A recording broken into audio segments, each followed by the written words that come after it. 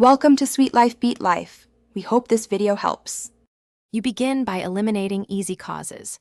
Remove the case and clean ports to ensure nothing physically damping the motor.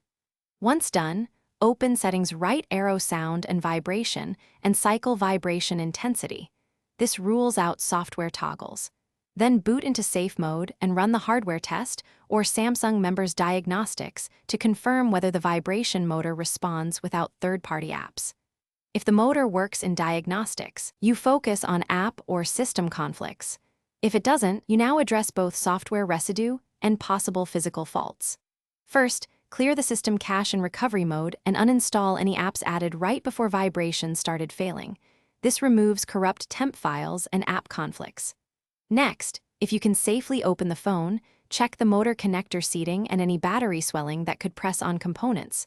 Poor contact causes weak or no vibration. Finally, if you have a known good replacement motor, swap it to verify the motor itself is defective.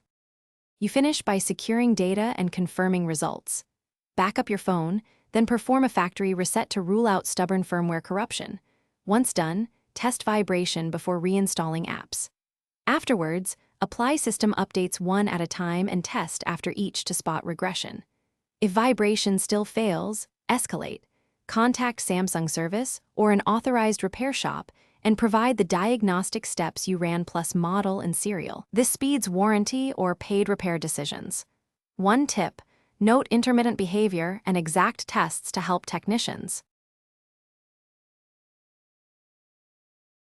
Thanks for watching. Consider subscribing if we helped you.